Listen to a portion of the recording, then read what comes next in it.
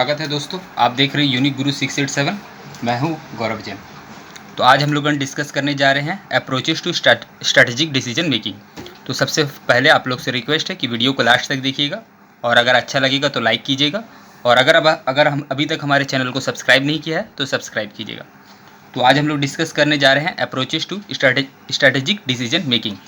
तो इसमें 5 अप्रोच है: intuitive approach, opportunistic approach, incremental approach, adaptive approach और स्ट्रक्चर अप्रोच। तो सबसे पहले दिखते हैं स्ट्रैटेजिक डिसीजन मेकिंग क्या है और उसके अप्रोचेस क्या हैं। तो देखिए, each organisation has its own objectives, structure, environment, business etc। हर ऑर्गेनाइजेशन का अपना अलग अलग उद्देश्य होता है, स्ट्रक्चर अलग होता है, इन्वायरमेंट अलग होता है, बिजनेस अलग होता है, and hints it has it own unique way of strategic decision making. और हर किसी का अपना अपना अलग तरीका होता है डिसीजन लेने का। However, generally speak, various organization can be broadly classified to have the following approach in strategic decision making। तो जनरली जो खास तरह का तरीका है डिसीजन लेने का, उसमें से ये 5 तरीके हैं जो नीचे दिया हुआ है। पहला है आपका intuitive approach. It is also known as emotional approach. Intuitive approach को इमोशनल अप्रोच भी बोलते हैं, ठीक है ना। मतलब इसमें जो जजमेंट लिया जाता है, जो डिसीजन लेने वाला होता है, वो उनके अपने पर्सनल थिंकिंग के हिसाब से डिसीजन लेता है, अपने पर्सनल इमोशन के हिसाब से लेता है। ही decision are taken on the basis of institution और emotion.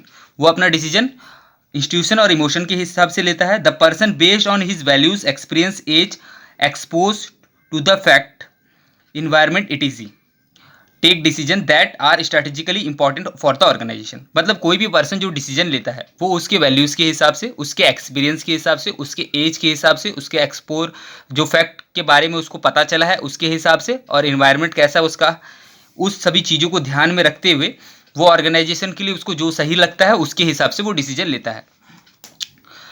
Most of manager become emotional, nothing can change their decisions. बहुत से मैनेजर ऐसे होते हैं जो इमोशनल होते हैं और उनका डिसीजन हर बार एक ही तरह का रहता है, जबकि इन्वायरमेंट मेरा क्या होता है, हमारा चेंजेस होती रहती है। फिर भी उनका जैसा उनकी मतलब होता है उसके हिसाब से वो लेते हैं। Emotional attachment and can lead to poor decision. देखिए इसमें क्या है, ये डिसीजन में बताया जा रहा है कि डिसीजन क्या है, उसमें बहुत ज़्यादा इमोशनल अटैचमेंट होने के कारण कभी कभी ये डिसीजन बहुत ज़्यादा गलत भी रहता है। The process is dominated by your subconscious mind even if you use your conscious mind to formulate or recognize the final result।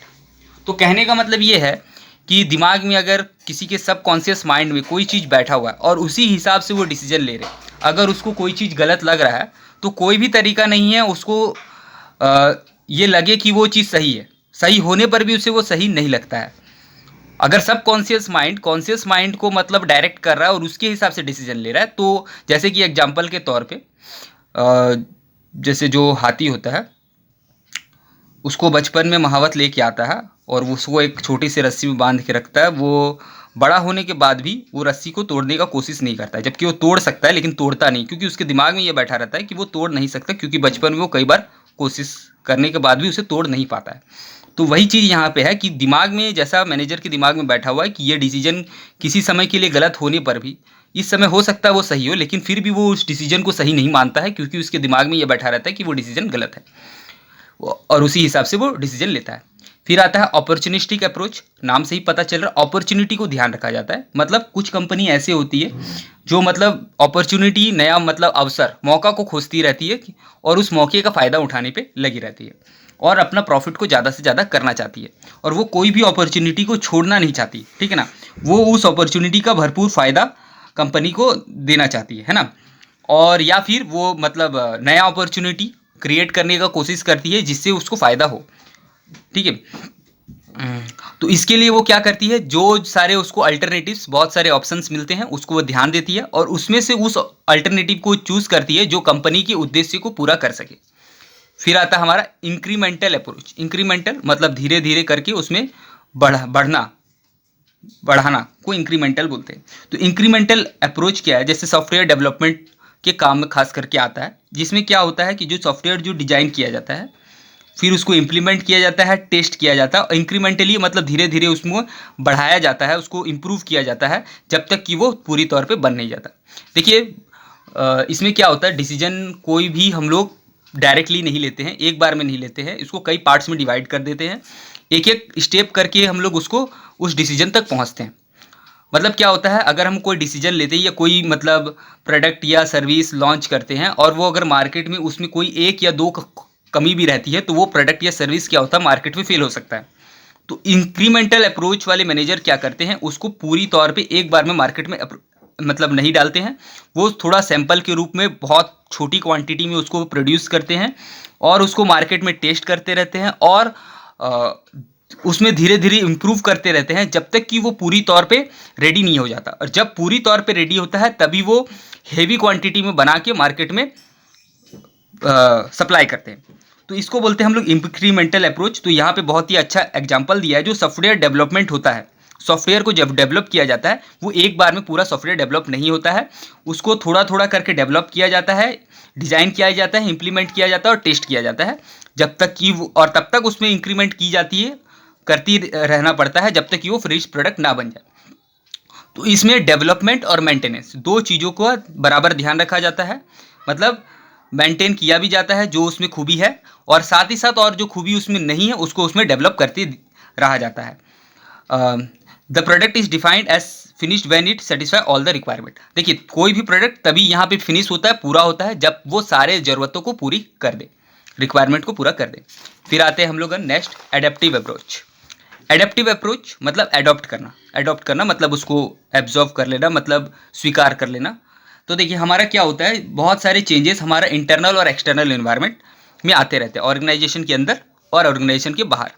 तो इस चेंजेस को वो क्या करते हैं, एडॉप्ट करता है ऑर्गेनाइजेशन, मतलब उस हिसाब से अपने आप को तैयार करता है, मतलब उसका विरोध नहीं करता, उस चेंजेस का अगेंस्ट में नहीं जाता कि नहीं ये गलत हुआ, वो उसकी तैयारी करता है और उसको एडॉप्ट करता है। The way this changes are perceived by the organisation is different, the changes sometimes very fast, the organisation can react to this changes. देखिए क्या होता है, ऑर्गेनाइजेशन, अलग अलग ऑर्गेनाइजेशन इस चेंजेस को अलग अलग तरीके से क्या करती है, अडॉप्ट करती है। कभी कभी क्या होता है कि चेंजेस बहुत ज़्यादा तेज़ी से आता है, तो उस समय पे इनको रिएक्शंस मतलब रिएक्ट भी बहुत तेज़ी से करना पड़ता है, और ये चीज़ डिपेंड करता है ऑर्गेनाइजेशन का साइज और स्ट्रक्चर के ऊपर में। अगर ऑर्गेनाइजेशन का साइज छोटा है और उसका फंक्शनिंग क्या फ्लेक्सिबल है, तो वो आसानी से चेंज कर पाता है, बहुत तेज़ी से अपने आप को चेंज कर पाता है। लेकिन अगर कोई ऑर्गेनाइजेशन क्या बड़ा है तो उसको अपने स्ट्रक्चर में चेंजेस करने में बहुत दिक्कतें आती हैं। क्यों दिक्कत आती है, क्योंकि उसका जो स्ट्रक्चर रहता है वो फ्लेक्सिबल नहीं रहता, क्योंकि एक मशीन क्या होती है, बहुत बड़ी बड़ी होती है, एक जगह से दूसरे जगह मतलब उसको ट्रांसफ़र करना बहुत खर्चीला होता है, बहुत कॉस्टली होता है, तो इसलिए बहुत तेज़ी से वो चेंजेस नहीं कर पाती। The adaptability of organisation to change their for various depend on various factors. तो जो उनका चेंज करने का, अडॉप्ट करने का कैपेसिटी है, अलग अलग ऑर्गेनाइजेशन का अलग अलग होता है, और ये बहुत सारे फैक्टर के ऊपर में डिपेंड करता है। जैसे कि अभी के तौर पे आया हुआ है asset light model. Asset light model मतलब क्या होता है कि पैसा अपना नहीं लगाते हैं, दूसरे का ही पैसा लगा रहता है, दूसरे का ही मतलब जो पैसे लगे हुए हैं उसी के ऊपर फ़ायदा उठाते हैं। जैसे कि अभी हम लोग का उबर है, ओला है, अपना कार नहीं दूसरे के ही कार में यूज़ करता है। तो ये क्या होता है, बहुत बिजनेस में होता है, बहुत फ्लेक्सिबल होता है, इसमें बहुत तेज़ी से चेंजेस किए जा सकते हैं। लेकिन कुछ बिजनेस में क्या होता है, पैसा बहुत हेवी लगाया हुआ रहता है, तो वो मतलब फ्लेक्सिबल बहुत कम रहते हैं, तो उसमें चेंज करना, अडॉप्ट करना बहुत मुश्किल होती है। फिर आता है हम लोग का स्ट्रक्चर अप्रोच, ठीक है ना। तो स्ट्रक्चर अप्रोच क्या होता है, due to formulation of highly functional department and set procedure in organisation. देखिए स्ट्रक्चर अप्रोच में क्या होता है, स्ट्रक्चरली मतलब रूल्स रेगुलेशन पॉलिसीज प्रोसीजर जो मतलब हम लोग का पहले से बना हुआ है उसको ध्यान में रख के अच्छी तरीके से फॉर्मलाइज्ड तरीके से हम लोग कोई भी चीज़ को करते हैं। मतलब क्या है कि जो रूल्स रेगुलेशन पहले से बने हुए उनको ध्यान में रख के हम करते हैं, अपने हिसाब से नहीं करते हैं। जैसे due to formation of highly functionalise department, अगर हम मान लेते हैं बहुत फंक्शनलाइज डिपार्टमेंट बनाना चाहते हैं और उसका प्रोसीजर ऑर्गेनाइजेशन का डिसाइड करना चाहते हैं, तो हम लोग को क्या करना पड़ेगा, क्लियरली मतलब उसके बारे में जानना चाहते हैं ऑर्गेनाइजेशन के स्ट्रक्चर के ऊपर में। The approach to strategic decision making is also essentially high structured and formalised. तो यहाँ पे जो हम लोग डिसीजन लेते हैं वो बहुत ज़्यादा आपका क्या होता है, फॉर्मलाइज्ड होता है। The job of strategic planning and decision making is assigned to a specialised group that deliberate over various aspect of business and make strategic decision. तो हम लोग क्या करते हैं कि स्पेशल ग्रुप को मतलब रखते हैं जो क्या करता है कि इसमें मतलब ध्यान देता है कि मतलब बिजनेस के सारे एस्पेक्ट्स को अच्छी तरीके से देखता है और उसी हिसाब से वो ऑर्गेनाइजेशन का स्ट्रक्चर को बनाता है। तो उसके लिए वो क्या करता है, बहुत सारे टेक्स्ट बुक के मेथड, जो उसमें टेक्स्ट बुक में हमारे बहुत सारे मेथड दिए रहते हैं, उसको स्टडी करता है जहाँ तक हो सकता है। और बहुत सारे हम लोग का रिसर्च वगैरह होते हैं, तो उस रिसर्च की जो मैथोलॉजीज़ होती हैं, प्रोजेक्ट होता है उनकी जो मैथोलॉजीज़ होती हैं, उनको बहुत अच्छी से ध्यान देकर समझ कर उसके हिसाब से आपका स्ट्रक्चर को डिज़ाइन करता है। और ये क्या है, टाइम कंज्यूमिंग प्रोसेस है, इसमें बहुत ज़्यादा टाइम लगता है। लेकिन इसमें क्या है, हम लोग जो एक्सपर्ट्स, इसीलिए हम लोग एक्सपर्ट्स का ग्रुप बनाते हैं और वो हमें मदद करते हैं इसे बहुत अच्छी तरीके से समझने में और इम्प्लीमेंट करने में। तो थैंक यू। अगर वीडियो अच्छा लगा तो लाइक कीजिए और अगर अभी तक सब्सक्राइब नहीं किया तो सब्सक्राइब कीजिए।